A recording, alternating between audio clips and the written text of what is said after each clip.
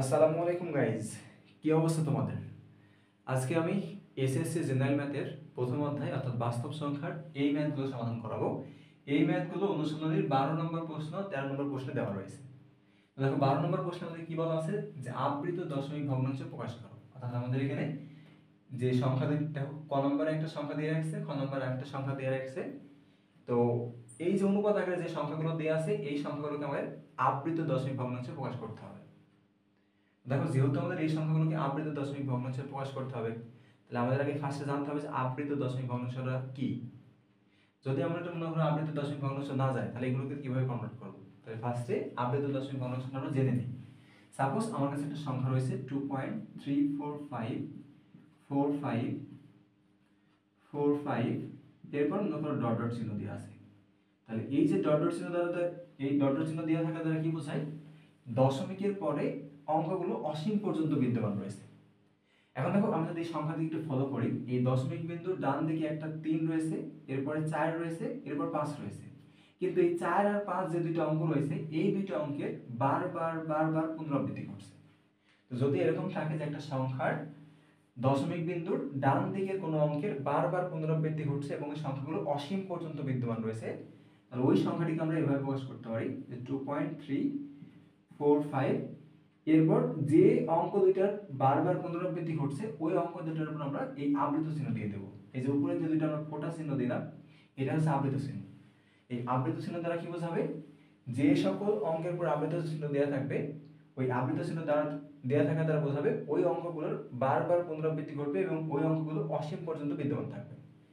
এখন মনে করো তোমার কাছে একটা সংখ্যা রয়েছে 2.7222, এভাবে মনে করো যে অসীম পর্যন্ত চলতে রয়েছে। তাহলে এই সংখ্যাটিকে যদি তোমাকে আবৃততে প্রকাশ করতে বলে, তাহলে তুমি কি করবে?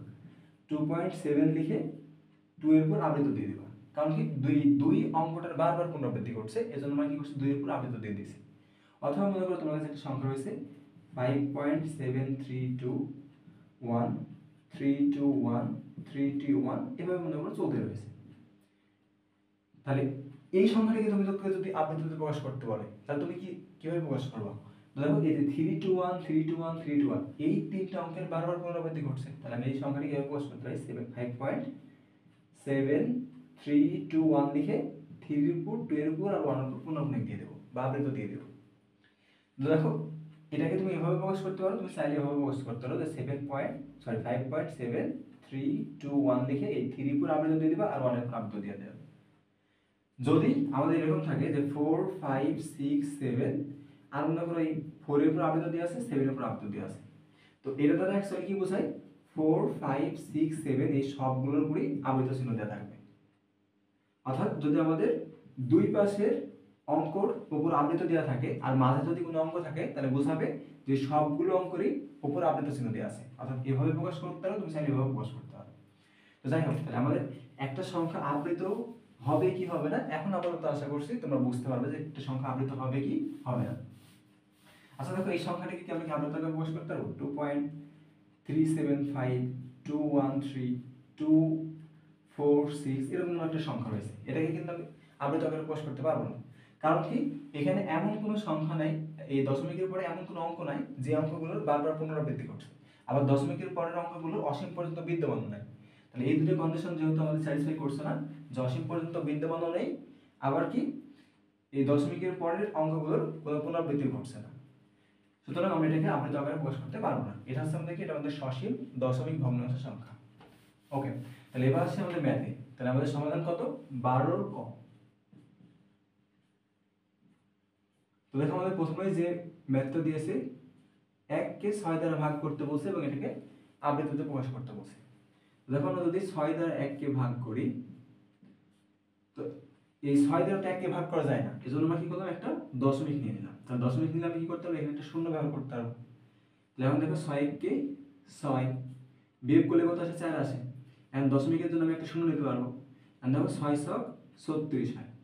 আবার দেখো ক্যালকুলেশন করলে কত আসবে? 4 আসবে। আমি দশমিকের জন্য একটা শূন্য নিতে পারবো, তাহলে আবার 6 ছক 36 বিয়োগ করলে আবার 4 আসে। দশমিকের জন্য একটা শূন্য, আবার 6 দ্বারা যদি আমরা ভাগ করি, তাহলে 6 ছক 36 আবার 4 থাকবে। আমরা যদি আবার একটা দশমিকের জন্য একটা শূন্য হবে, আর এই আবার যদি 6 দ্বারা ভাগ করি, তাহলে কত হবে? 6 ছক 36 আবার 4 অবশিষ্ট থাকবে। তো দেখো এইভাবে আমরা এরকম 4 ঘর, ন্যূনতম 4 ঘর নির্ণয় করব।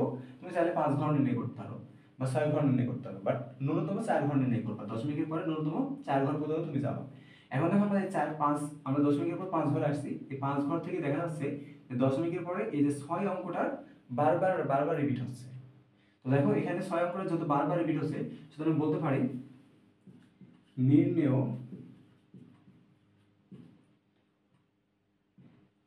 আবৃত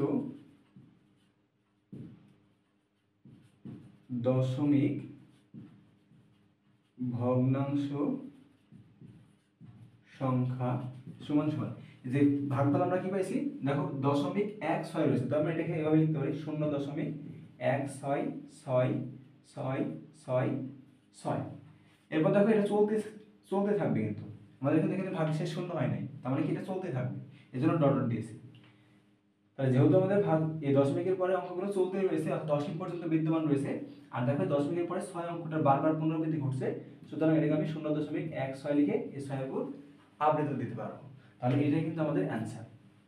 তাহলে এই যে দেখো আমাদের 1/6 কে আমাদের এটা ছিল কি একটা স্বাভাবিক অনুপাত আকারে দেওয়া ছিল, এই অনুপাত আকারের সংখ্যাটিকে আমরা কি করলাম, দশমিক ভগ্নাংশ সংখ্যায় প্রকাশ করে দিলাম। তাহলে এখন দেখো খ নম্বরটা তোমরা নিজেরাই চেষ্টা করো, তোমরা নিজেরাই কিন্তু পারবা। তাহলে আগে তুমি নিজের থেকে চেষ্টা করো, এরপর আমার সাথে মিলাই নিও যে তোমার সঠিক হয়েছে কি ভুল হয়েছে।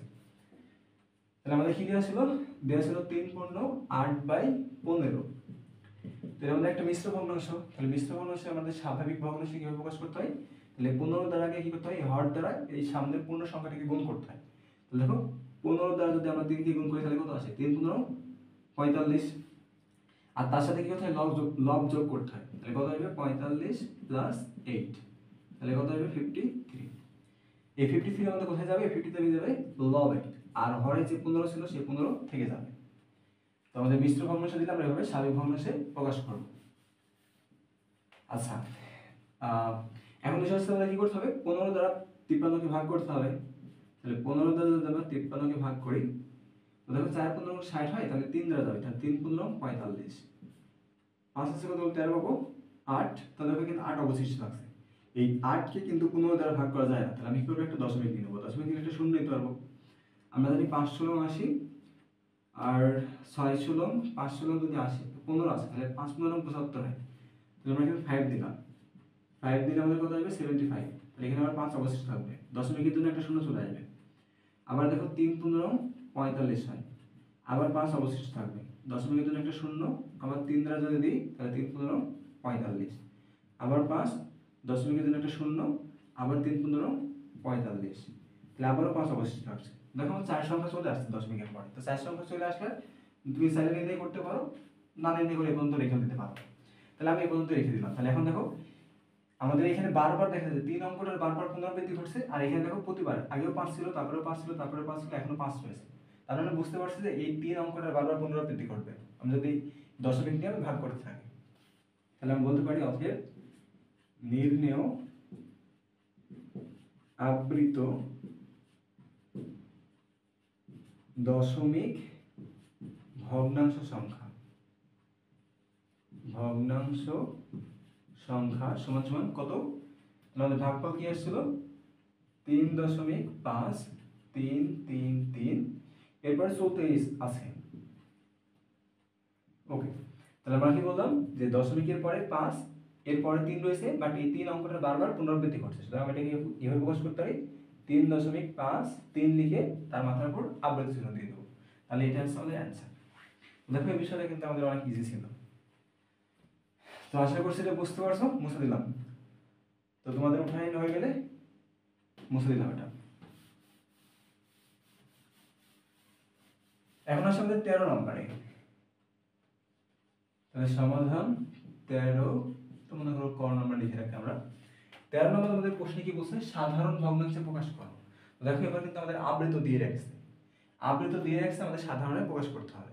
তো দেখো তুমি যদি এই একটা ম্যাথ বুঝতে পারো তাহলে কিন্তু তুমি সবগুলোই সলভ করতে পারবে। তো একটা ম্যাথ ভালোভাবে বুঝো, তাহলে দেখো এটা আমাদের ক্লিয়ার হয়ে যাবে।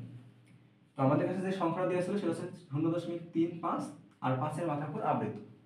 দেখো ফার্স্টে কি করবা, ফার্স্টে এই সংখ্যাটা লিখবা যে 0.35 আবৃত সমান সমান দিবা।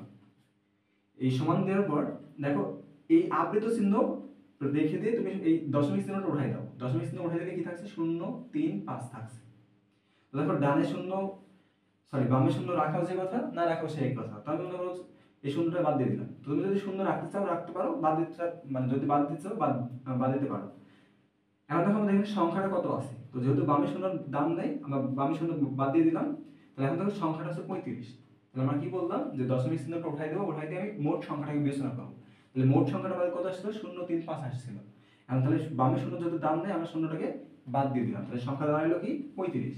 তাহলে আমি 35টাকে আগে লিখবো, এরপর মাইনাস দেবো। মাইনাস দেওয়ার পর আমার দেখতে হবে যে এই সংখ্যাটার পৌনঃপুনিক বাদে কি কি অঙ্ক রয়েছে। তো দেখো এই সংখ্যাটার পৌনঃপুনিক রয়েছে 5 এর উপর, তাহলে যদি 5 বাদ দিই তাহলে আমাদের থাকে 0 আর 3। এখানে 0 রয়েছে আর এখানে 3 রয়েছে। এখন দেখো বামে 0 কিন্তু কোনো ভ্যালু নাই, তাহলে বামে 0টা যদি আমি বাদ দিয়ে দিই তাহলে শুধু থাকছে কি, শুধু থাকছে 3 থাকছে।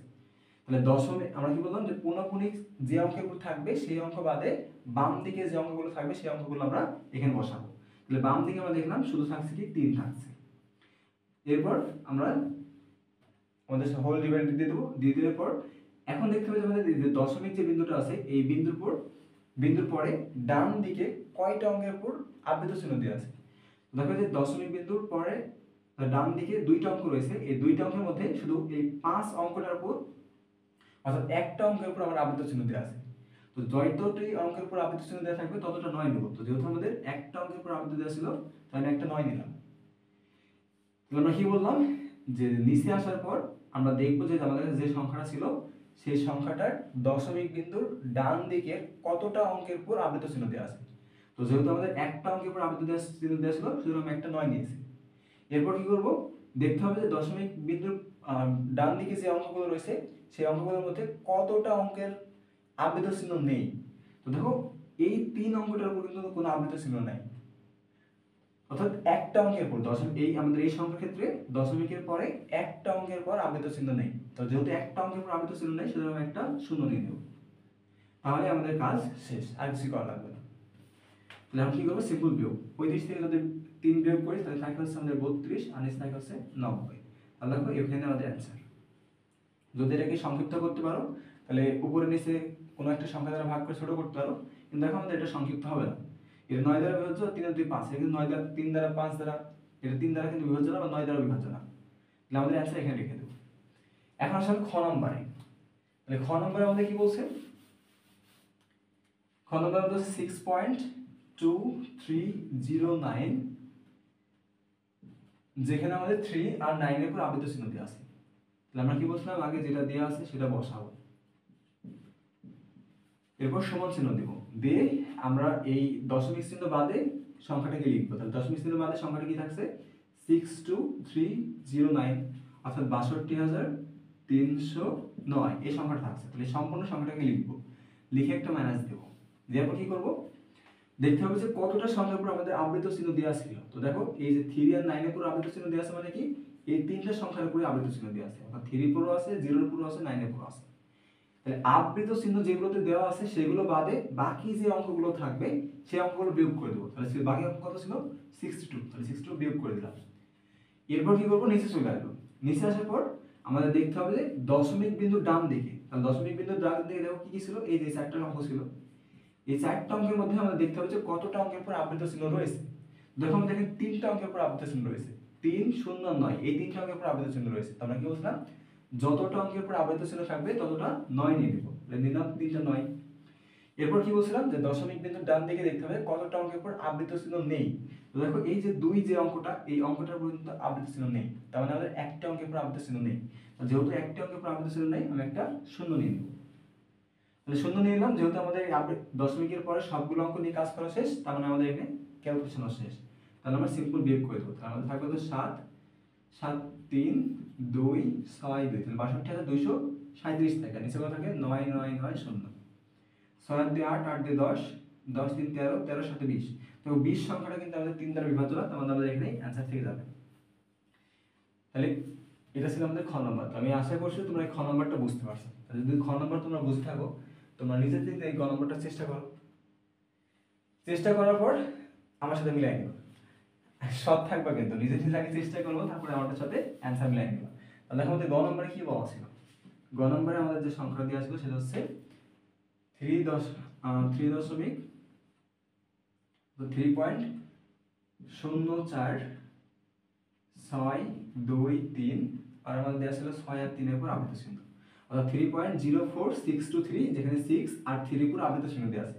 এই 6 আর 3 এর উপর আবৃত চিহ্ন দেওয়া থাকা বোঝায় কি 623 তিনটা অঙ্কের উপরে আবৃত চিহ্ন দেওয়া আছে।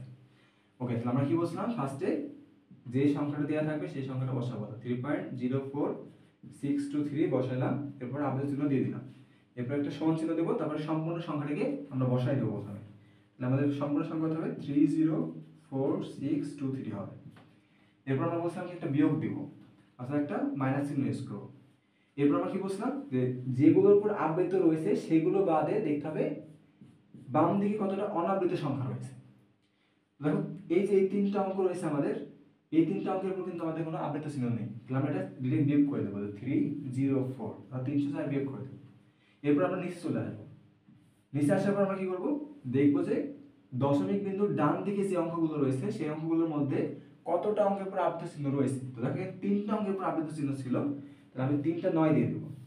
আর দেখো দশমিক বিন্দুর ডান দিকের এই যে দুইটা অঙ্কের উপর কোনো আবৃত চিহ্ন দেওয়া নাই, তাহলে এই দুইটা অঙ্কের উপর যত কোনো আবৃত চিহ্ন দেওয়া নাই, তাহলে আমি কি করবো, দুইটা শূন্য ইউজ করবো। তাহলে আমাদের ক্যালকুলেশন শেষ। তাহলে এখন আমাদের বিয়োগ করলে কত আসবে, 4 3 9 1 1 3 আছে কত 6 পাবো, তাহলে আমাদের হবে হচ্ছে 3430 আর নিচে হচ্ছে 99900। 3 এর সাথে 4 যোগ করলে 7 7 3 10 10 আর 11 11 9 কত আসে, 11 9 আসে হচ্ছে আমাদের 20 9 ক্যালকুলেশন ঠিক আছে। 4 3 9 আসলো 0 1 1 আর এখানে আসলে আমাদের 3 আছে কত 6 পাবো 3 4 0 3, ঠিক আছে। তাহলে 9 1 10 10 3 13 13 4 13 4 আসে 17 17 3 20। দেখো উপরে 20 রয়েছে আর নিচে এই সংখ্যা রয়েছে, তার মানে এটা আর বিভাজ্য হবে না 3 দ্বারা, সুতরাং আমরা এখানে অ্যানসার রেখে দিতে পারবো। তাহলে আমাদের এখানে অ্যানসার শেষ। তো আমি আশা করছি যে ম্যাথগুলো আমরা করাইলাম, অর্থাৎ আবৃত দশমিক ভগ্নাংশের প্রকাশ আর আবৃত থেকে সাধারণ ভগ্নাংশের প্রকাশ, এইগুলো তোমরা বুঝতে পারছো। তো আজকে এই পর্যন্তই, আল্লাহ হাফেজ।